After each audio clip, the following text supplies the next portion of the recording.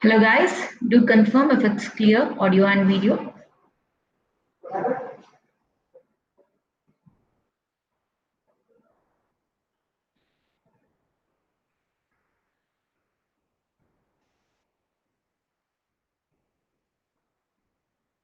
A happy Saturday to all of you. I hope the weather is pleasant at your place. It's an interesting coincidence. Today is 3rd of July and on 23rd, 20 days, close to 20 days from today, you'll be writing your CLAT entrance exam. And probably at this time that day, we will be talking about your performance. So yes, time has come very close to the one of the major entrance exams for all the law aspirants. Luckily, many of you had the opportunity to take some of the entrance exams that happen in the month of May, or a few exams are going to happen in these few days before the CLAT also.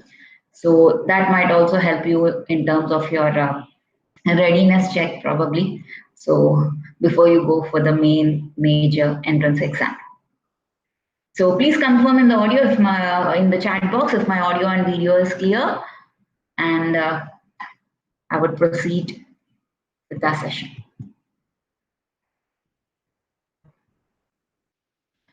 So my name is Sirisha Dubbudu. I'm the verbal and reasoning trainer with Abhyaas LawPrep, and I've been a columnist for many of the magazines and regional news channels and regional newspapers like Namaste Telangana. And today we'll be discussing about CLAT verbal section, the English and reading comprehension section. And hopefully these few minutes that we spend together help you boost your score and come close to your dream law school. Okay. Thank you, Karnakar, for confirming.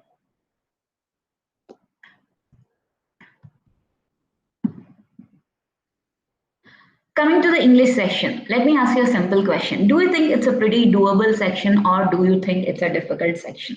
What is it in your perspective? Tell me if it's easy, type in an easy, or if you think it's moderate, type in moderate. If you find it difficult, type in difficult, because this is your perspective. And what is your perspective? If you're not typing in, at least ask yourself, what is it that is your perspective? And by the end of this session, I hope you would improve your perspective. That means if you find it difficult, then hopefully you'll bring it to the moderate level. If you find it moderate, I hope you'll bring it to the easy level. And if it is easy already, maybe you'll make it one of your highest scoring section. According to me, English is one of the very good sections, and it is also one of the very friendly sections in the entire CLAT exam paper. And this is not about today that I'm today or in the current pattern, but this is what I feel about the English section overall in the past decade also. Majority of the exams, majority of the CLAT exams, if you go back and check our analysis also, you will find it to be an easy to moderate section mostly, except for in 2011 when there was a little surprise factor. It was more a surprise factor than difficulty, but yes, surprises sometimes worry us and we lose focus. That was the only reason to find it difficult, but otherwise it's a pretty much doable and friendly section. English, you have around 30 questions, pretty doable, very good, Ashwin. English, it's one of the pretty doable, as Ashwin also says. I'm sure many of you agree. So with the current pattern, majority of your paper is on passage oriented. So you'll have to read the words, 450 words or so. And the entire paper is based on your English skills also. And your reading skills and your reading comprehension skills, which you actually prepare for your English section, are going to come in handy for the entire paper. And now, when you're using these skills to do well in other sections, it's definitely going to help you to score better in this section. And compared to other sections, the kind of passages and the kind of questions that you see here, they're from the fiction, non-fiction areas or the history areas. The types of questions and all that most of the time that you spend, I mean, for 30 questions, you spend around 25 minutes for this section, and you can confidently target at least 25 questions if you are someone who is aiming for the top 3 to 5 NLUs. This is going to be a worthy section to spend. The reason being is the questions are not going to be so twisted compared to any other section, and the questions can be direct, and you don't have to utilize a lot of thinking process. Yes, you will have some inferred questions, but definitely it's not going to be comparatively difficult for students.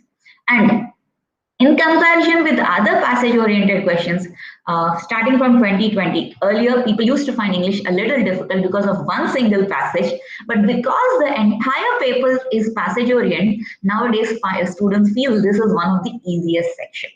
So yes, this is one section that is going to help you score better for the time that you spent on it, which is close to 25 minutes. Now, when it comes to English, will you take the questions first or the passage first? This is the question that usually comes in the mind of students, right?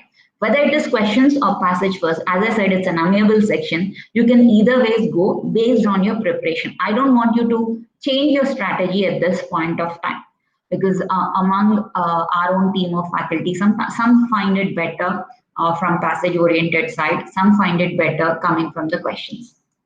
Again, spending time on questions. If you're someone who's spending time on questions, one thing that I would like to say is it should be a quick glance rather than in-depth reading. So you can't spend a lot of time on your questions and trying to understand. Just try to get a glance of, is it an inferred question, or it is a main idea question, or is it a vocab question? Are you having something to do with grammar? Get a sense of that and then proceed to the passage. Because when you have to actually solve the question and options, you definitely have to read them thoroughly, properly, with every nuance keeping in mind. So this is something that based on your practice, how you're practicing in your exams, in your mock exams. I'm sure Abhyasis have taken a good number of mocks so far. So based on your preparation and strategy, you could go for that. And sometimes, depending on the situation in the exam, if you're not having time to read passage, if you're someone who reads passages first and then goes to question, in the examination, if this is a section where you're short of time, and if you don't have time to read a particular passage, in that case, look at the questions and try to attempt at least those questions which you can handle, right? So either ways, whichever method you try to approach, you can still conquer the 25 plus questions. And one more reason that I would like to say it's a doable section is the answers are within the passage most of the time, or you can infer from the passage. They are inside the passage, or they are inferred from the passage. So if you're someone who likes to play treasure hunt, this is one section that is going to help you out. Comparatively, it's less of reading between the lines, except for the inferred questions. Options help you a lot in terms of eliminating, and if you are careful with the nuances, this section is definitely going to be easy. So yes, answers are there. All you have to do is find them out. There is one area that you have to keep in this section, and one thing that can help you make this section a friendly one for you, that is your reading speed. Your reading speed is going to make or break your performance in this section, right?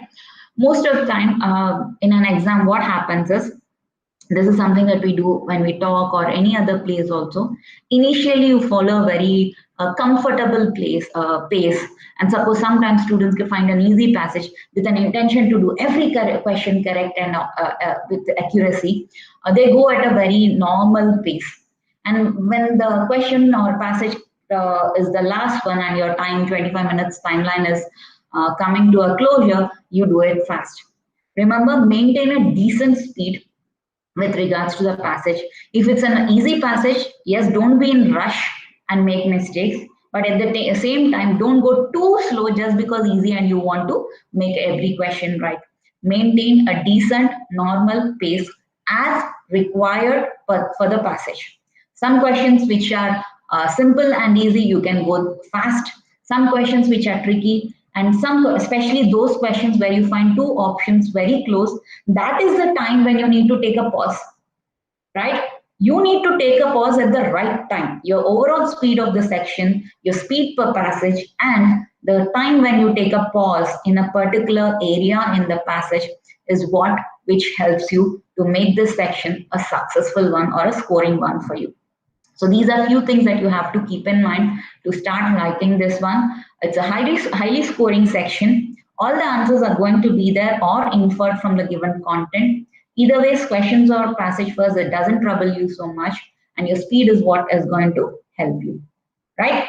So that's something that we could keep in mind with your English section. So how much time do you guys spend on English section? Do you spend 20 minutes? Do you spend it 25 minutes? Or do you do it first or second or last? What do you guys do? Type in the chat box so that we can discuss according to that aspect. Is it the first section or the last section? What do you do? How much time do you spend? Yes, Ashwin, what's your timeline?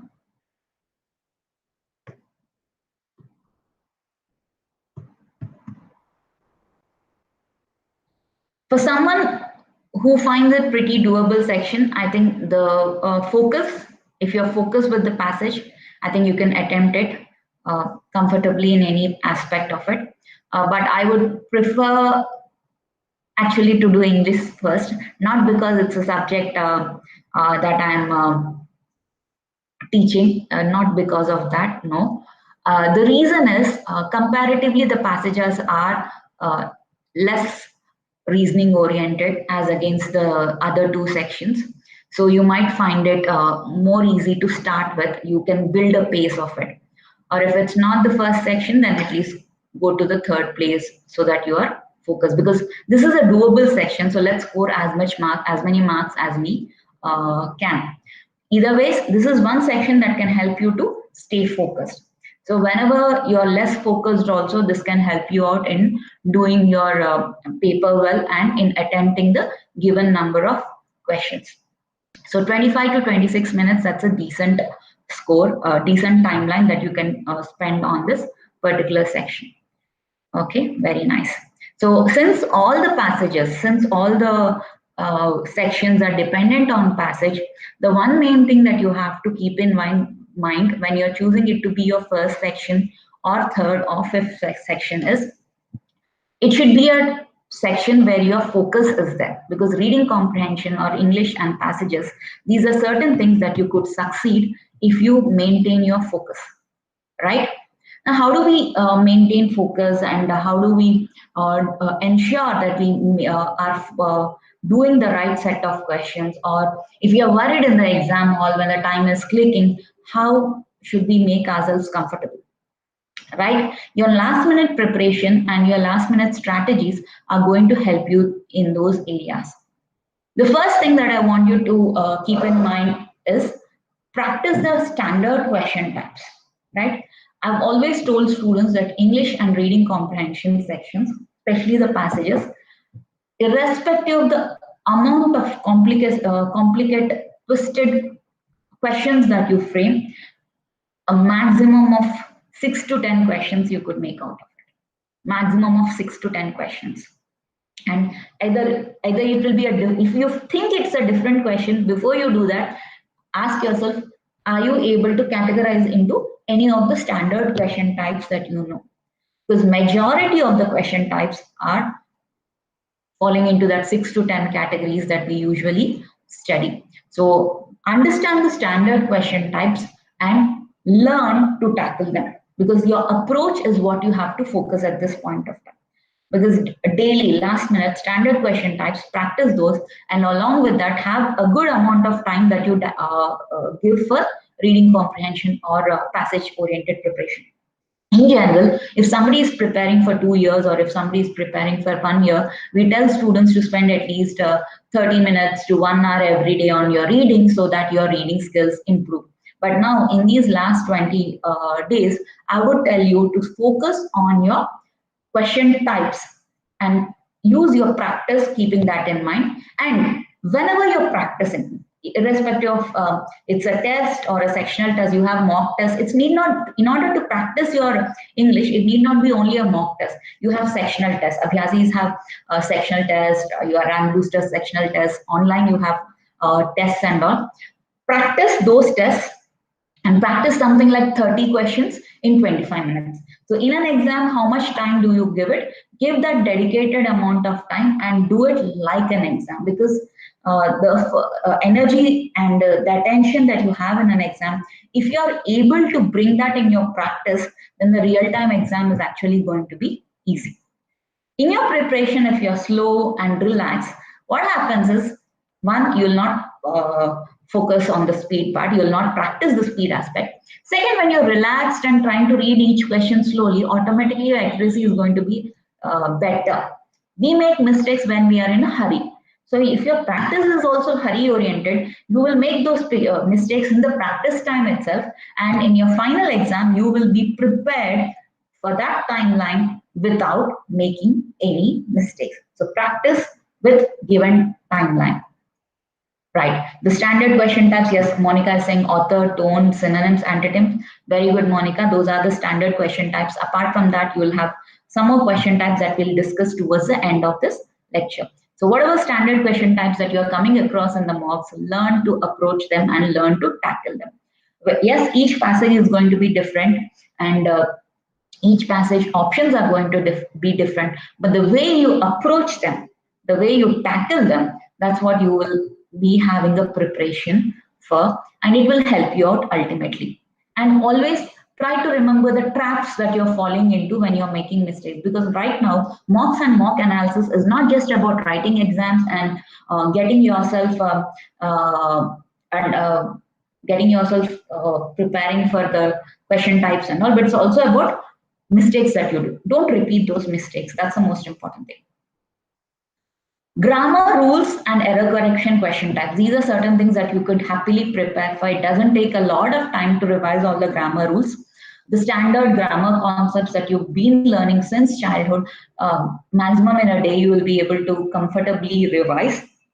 And error correction question types. Focus on that.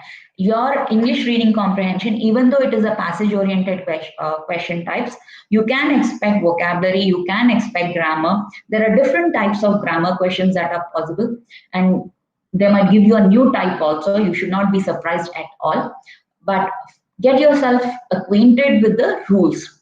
It doesn't take a lot of time. Be familiar with the rules and practice error correction question types, because normally if there's a fill in the blank and they ask you to fill it up, or they ask you what type of tense error it is there, you will be more comfortable in handling it. But when we ask you to handle error correction questions, the entire concepts of grammar should come into your mind and you need to apply them and eliminate them, etc.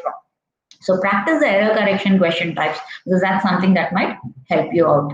So revise the grammar rules in the last minute. It is going to take less than a day or max of a day, and you will be scoring better because of that. The other one is vocabulary part of it. With reading comprehension and vocabulary based questions, the one good thing is we don't need to memorize a lot of words. So I'm sure many of you have put your vocabulary builder or other word related materials away.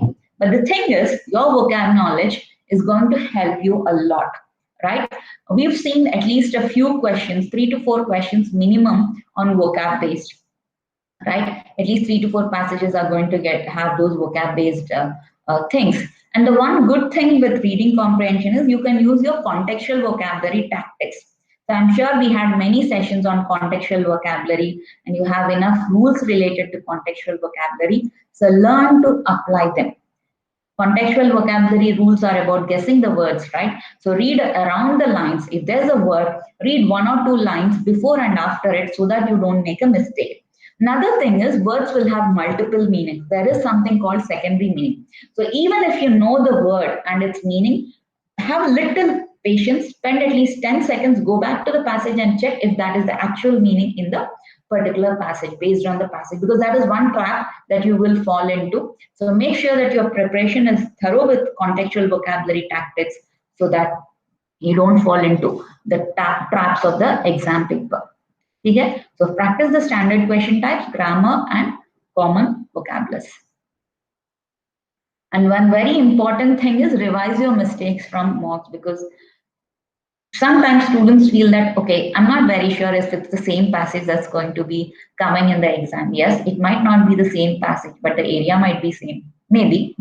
And it doesn't honestly matter what area the passage comes, because it's very clearly mentioned that irrespective of the topics, I mean, you might be a science student, but you will be still you can still be successful with an economics passage. The question types and the content in the passages can be handled by students from any stream. This is very clearly mentioned in the CLAT consortium portals also, that you don't need to worry about the area of the particular topic.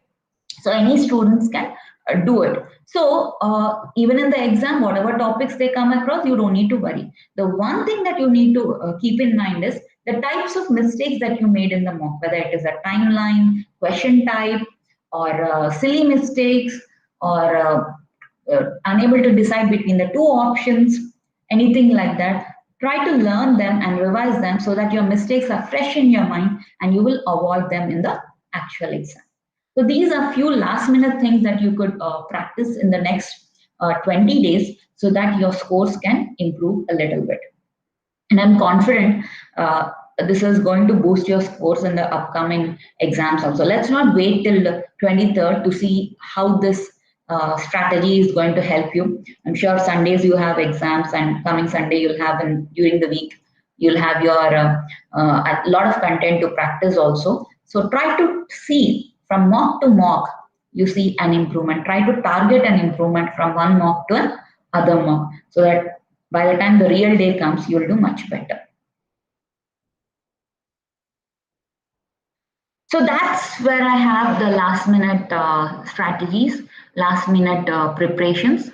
But before I go into exam strategies, do you have any questions about or doubts about what do you think you should do in the last minute? So if anybody is preparing now or anybody finds it easy, if it's fine easy, then obviously make it your best section and highly scoring section. If you have any difficulties in this particular section, or if you have anything to ask, please key in the chat box so that I could address them before I proceed to the exam strategy aspect.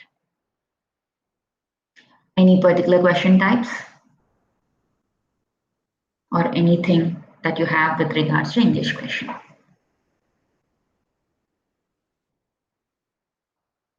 Okay, keep chatting and I'll address them as you post.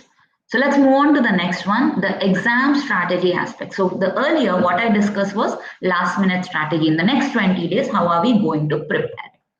Now what I'm going to say is about the exam strategy part of it. Exam strategy, the first thing and most important thing is to stay focused. Those 2 hours of your exam, stay alert, 100% alert. Because the one thing that you need about your reading comprehension type of questions is you will find an answer easily if your mind is clear, if you're not having any other nonsense going on in your mind. So that's one thing that I want to tell you, stay focused. While the exam is going on, guys, while the exam is going on, nobody can tell what is going to be the top score, which score is going to get you an NLU, which score is not going to help you out with an LLU. Nobody can tell at that point of time. It is only after the exam is over then you will get a rough estimate of how many questions you've marked and how many are right, and based on that you'll have an idea of your score, and then we'll start working on the predictions and chances of your seats, right? So during the exam you really don't need to worry about anything about your result. Handle one passage at a time. Just think of that one passage, nothing else. Because that is not the time for you to think about NLUs or colleges or seats. All you have to think is the question right in front of you or the passage right in front of you, right? Okay, so that's one thing that I have. So stay focused. That's one thing that I would like to say. And attempt the section at the right time. Remember, English is going to be passage oriented. Logical reasoning is going to be passage oriented. Legal is also going to be passage oriented. GK and mathematics, they are slightly different. Even though GK is passage oriented, you don't spend much time on the passage. You'll directly go to the skim scan and that you'll skim scan the passage and move to the questions. So the amount of focus that you need on English, logical, and legal is comparatively heavy than the mathematics and the GK section. So the way your mind thinks, the way your mind works in GK and mathematics is going to be like your break time in between the entire paper, right? So make sure that your planning of the sections is in such a way that the kind of thinking that you need for English is different, logical is different, and legal is different. So your mind is 100% alert. So plan your timing of the exam in such a way that your mind gets enough breathing space so that it's not strained a lot or doesn't get heated a lot with inferred kind of interpretations. So give them some easy questions in between, right? That's one thing you could do. Second thing is, obviously you can take since it's a paper-based question, the one thing that we generally see is if you have vocab or grammar kind of question that gives some people a little breather also. If it was a earlier pattern, we used to say to students, handle the quick reading type of questions and move to the passage later. But now everything is in a passage oriented way, and you might not have time to choose one passage, read few lines, then go to another passage. That is a waste of time. As you do passages, right? You started the first passage in English section and you felt it's doable, then go ahead and do it. If you read 2 lines and you felt it difficult, then just see the question types. If there's anything on vocab based and anything on grammar based, which can be easily handled, mark them there. You might not transfer it into OMR, but mark them at least there and then move on to the other passages so that you will feel in your mind that, okay, out of 6 questions, I at least did 2 or 3 questions and you're relaxed comparatively, right? You're not so worried that you left a particular passage. Remember, if you had to leave a few questions, tell yourself or comfort your brain that this is only few questions that I left. I have another 120 or 30 questions right there waiting for me. So worrying about few questions shouldn't spoil your upcoming things. That's one thing that I want you to keep in mind. Next, choose the right passage. If your first passage is a very difficult one, something which is forcing you to regress a lot, move on. Please move on. Don't break your head on that, because this is something since my childhood I've always been told by my teachers that in an exam, the first and most important thing that you have to do is you should definitely say all the questions. You shouldn't come out of an exam hall saying that, oh, I missed it. I didn't see the last question because I didn't have time. That is not what is called practice, guys. The one thing that practice of mock exams teaches you is that your ability to see all questions. You might not be able to do everything, but definitely you have to see. If you left a question, that should be by your choice, not because of time, right? So pick the right passages, avoid those passages which are causing a lot of regression. Regression, as you know, going back and forth and taking a lot of time to interpret. Again, such passages I'll not tell you to leave for good, come back later, because there also you might have some questions which are doable, or you might find direct answers also. I had this experience once. There was a passage which was 1 page long, maybe 100,000 words long also, and the questions were like pretty straightforward. The passage was philosophical and difficult to read, but the questions and options, like, they really took me directly to the skim scan kind of thing. So happily I was able to do the passage. So don't get daunted or scared by a passage. That's one thing that happened. And solve the easy questions for sure. If you're stuck, I mean, in an order, if you're stuck and you want to get some confidence, do the English vocabulary kind of thing, and grammar questions, don't miss them out, right? And if you're stuck between 2 options, observe the nuances with patience.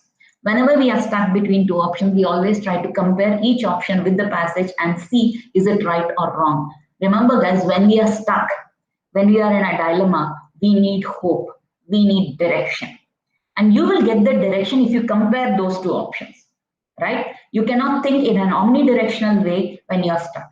You need a direction or a hope, and you can get that from the options itself by observing them closely and then compare it with the passage, right? So don't worry about it. And whenever you have all the above, none of the above options, please be a little cautious so that you don't make any mistakes. Okay? So that's one thing that I would like to say about exam strategy. So let me handle a question. What should we do the day before the CLAT exam? The day before CLAT exam, I would say relax. That's the first thing that I would like to say. And practice probably the standard question types, because students like to see those areas. which they are not very familiar with and want to learn something new, new book, new question type, etc. Don't cause tension to yourself. Practice the standard ones. That's what I would say.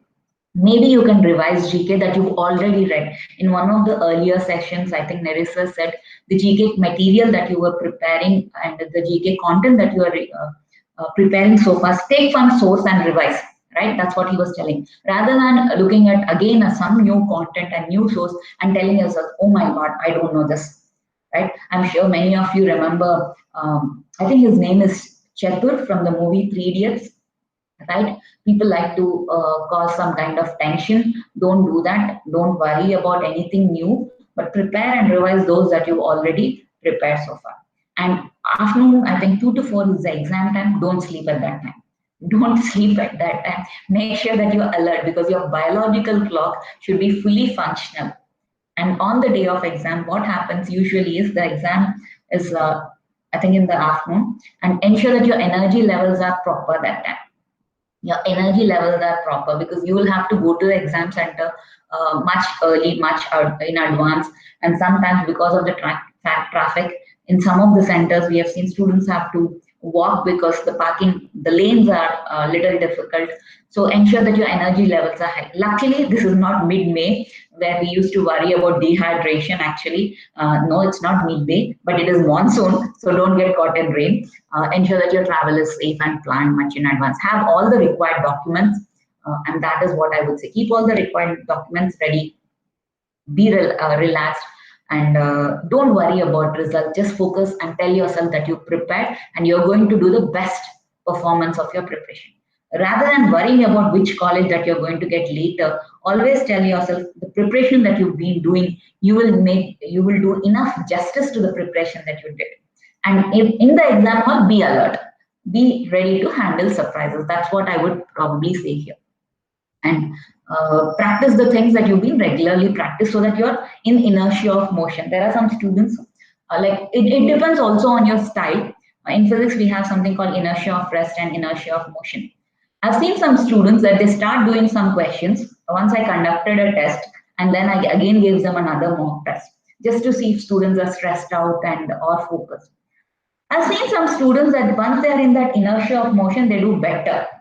So if you're someone like that, keep yourself practicing. But if you're someone who is like stressed out, then chill out. So it depends on you and your preparation. Okay. Ma'am, I usually lose a minimum of 1 mark because of negative marking, but I still do not feel like leaving out question. Minimum of 1 mark, I think that's not something I would worry about. I think 1 mark negative marking is still okay, right? It's still okay. And remember one thing, ultimately 150 questions are there. I haven't seen in my experience anybody scoring 200 out of 200 in CLAT or 150 out of 150. So a few negative marks are acceptable. But coming to the aspect of leaving out questions, I mean, negative marking is possible, guys. Don't lose marks due to silly mistakes. Okay. The thing about negative marking is you need to see it positively. I mean, negative marking will help those students who actually prepared well so that you don't bluff your answer. So that is the positive aspect of a negative marking. Okay. Now, negative marking is bad when you're trying to have trying to attempt everything and making those mistakes without reading properly, and your negative marks are a lot more higher than positive marks. It's definitely a problem. But for those students who are really good and who are confident in those areas, we usually say that make a calculated risk with those question types which are tricky, right? For instance, there are 2 or 3 questions that you believe you have to leave. I think 2 or 3 questions that you had to leave and you don't feel like leaving, right?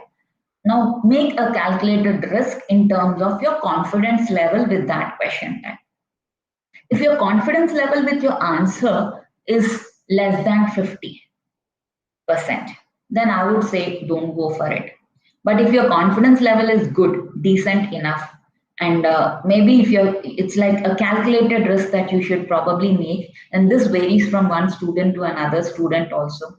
So based on that, you decide how confident are you. Are you just see just to make an attempt? You can't make an attempt because there's something called negative marking stopping us, right? But at the same time, if you lose that mark, because 0.25 mark is also uh, very precious.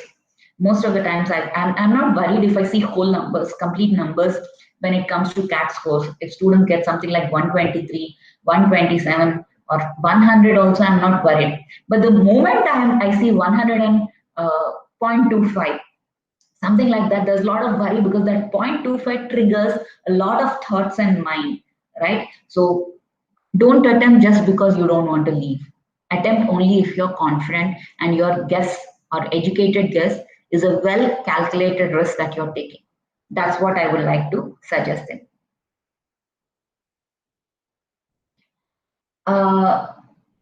Prasoon, can you elaborate your question type? I'm not sure if what you are trying to say about literary devices. Is it about literature topic that you're trying to say, or anything specific? I'll answer that accordingly. Okay? So this is about the exam strategy.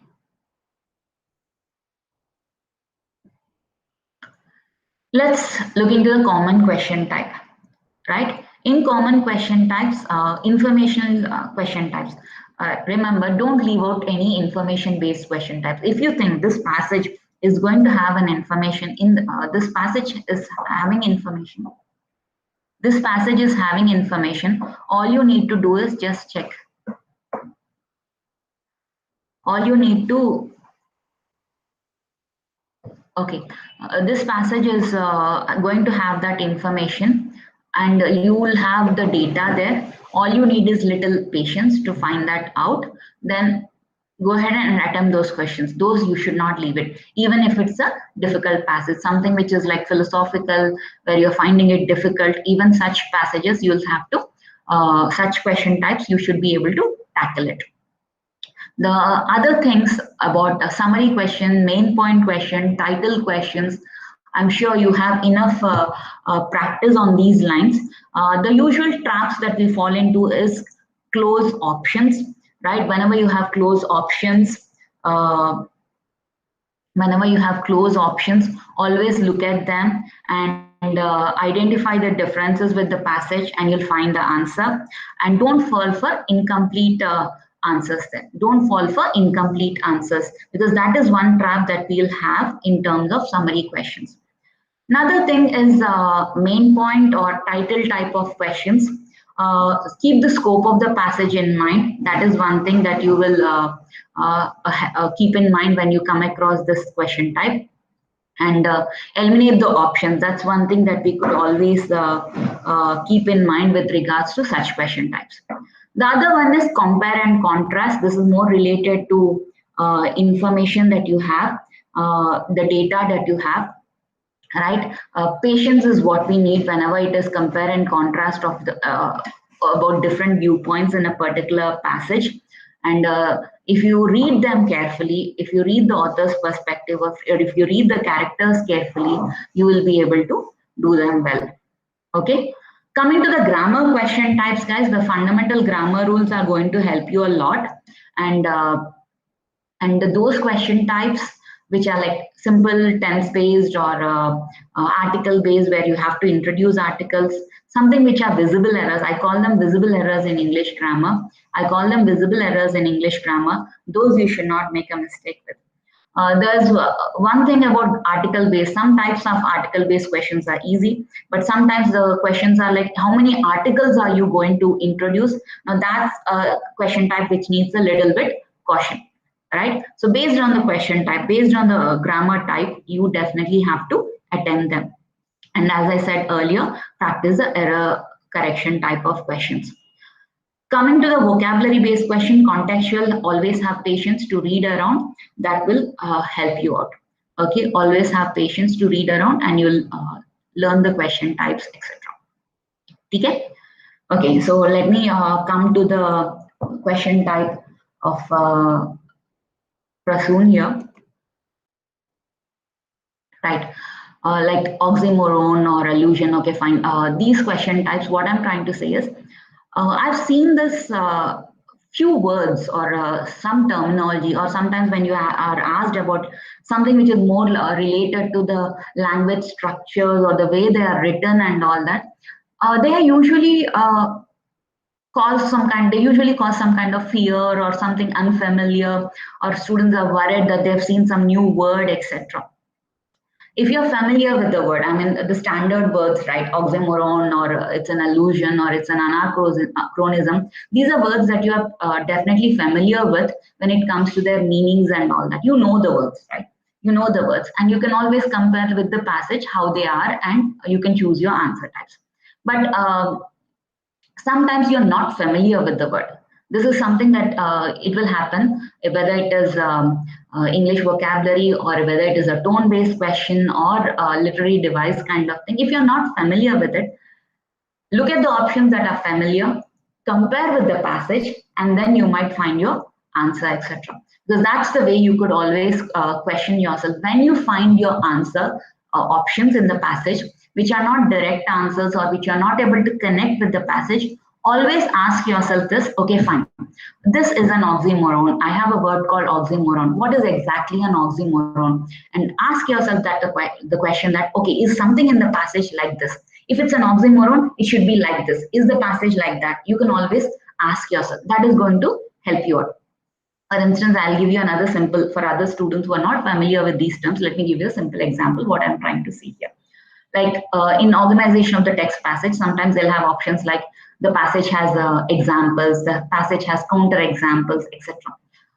Always look at the options and ask yourself, does it really have examples?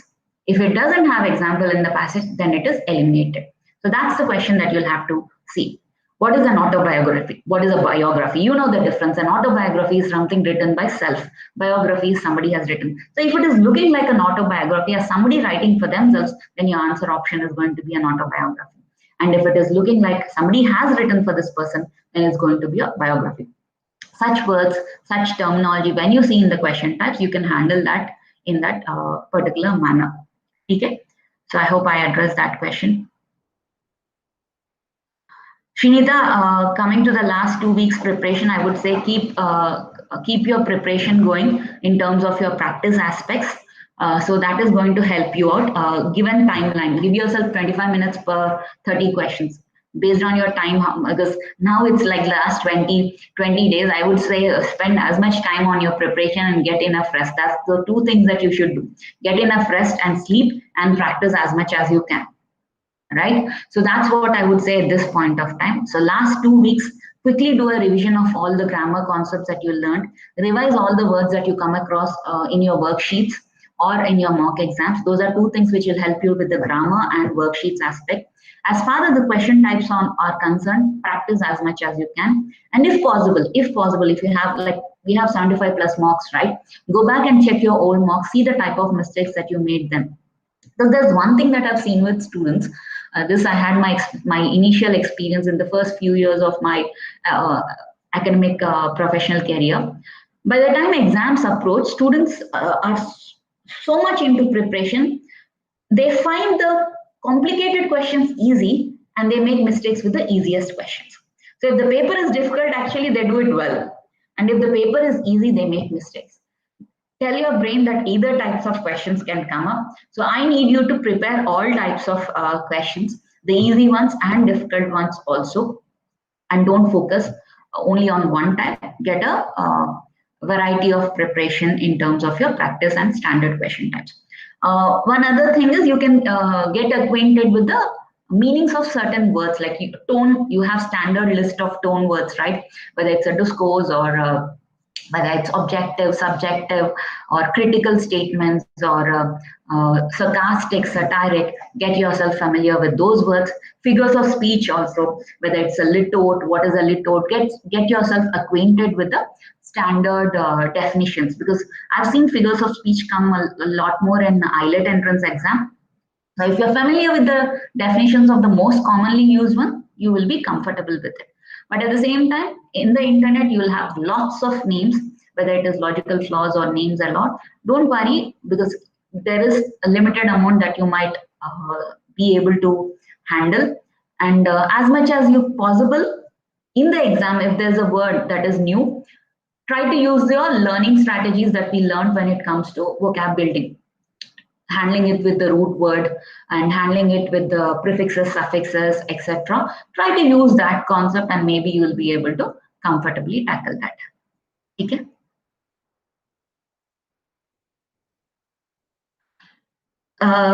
Ashwin, your preparation is as much as it doesn't exhaust you, because right now this is the time for you to practice, and you can practice as many sectional tests and exams. And as I said, the amount of practice that you do should be not just in terms of attempting something, it should be in terms of analyzing what you did also, right? Learning from your mistakes and not repeating them is the key. And how much you can practice, whether it's a sectional test, whether it is previous exercises, because I've seen students do well. If I look back and consider my students who have really been successful and made it to great schools like NALSA, I've seen them sometimes do repeatedly the past worksheets also, class worksheets, starting from the class worksheets.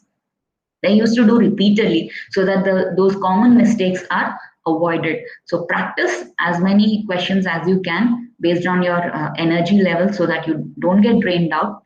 Whether it's a format of test or sectional test or topic test or skill pack material, anything is fine, but make sure that you analyze your mistakes. That's what I would like to say. Any other questions, guys?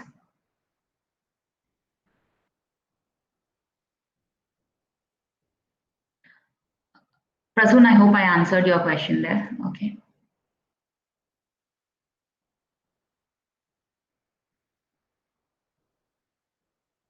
For Abhyaas students, we have our mock test series coming up. I mean, it's going on, and we'll be moving on to Vizik. So in the next mock analysis and mock test series, probably I'll try to give a little more emphasis on any of those question types that you mentioned, so that your practice can be better.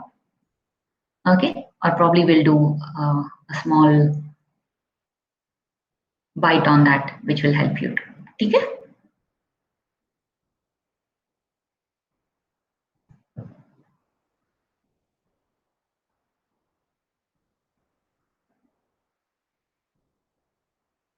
These last 20 days, what I want you to see is, I mean, remember one thing, this is something I tell my students all the way. There are going to be some question types which are going to be tricky. There are going to be some questions which are going to have contradictory answers. But ask yourself, you are not just English students, you are also reasoning students. In the entire paper, since the beginning of CLAT, how many questions are actually like that? And if it is really a troublesome question, they are going to cancel it off. You will have the key contesting options generally, so you can handle that, right? You can handle that. So don't worry about those areas which are going to cause tension to you, because this is not the time to worry about those. As I told earlier, you have good number of questions in 150 questions. Maybe those contradictory questions can be five of them, not more than that. So don't worry about those few questions and spoil your mood with the rest of the question types. You can confidently do them and work on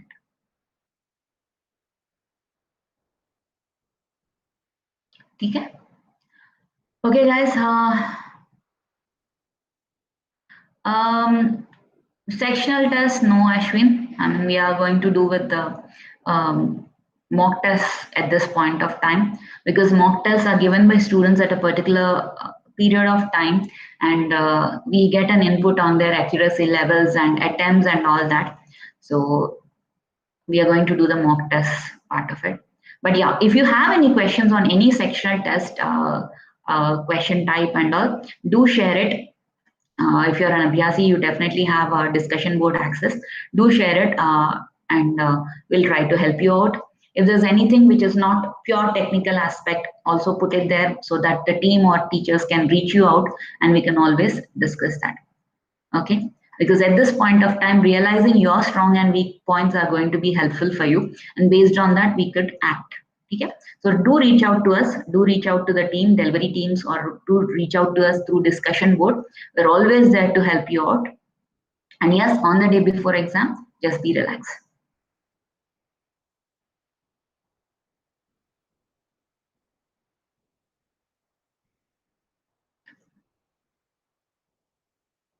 Okay, guys, then have a good weekend. Have a good Sunday. And if you have any questions, shoot them here.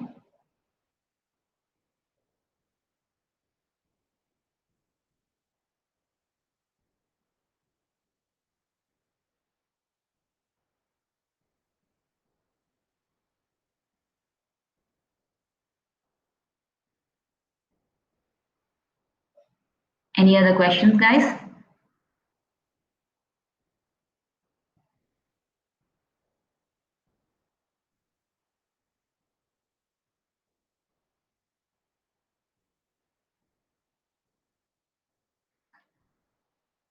Okay, then have a good day, guys.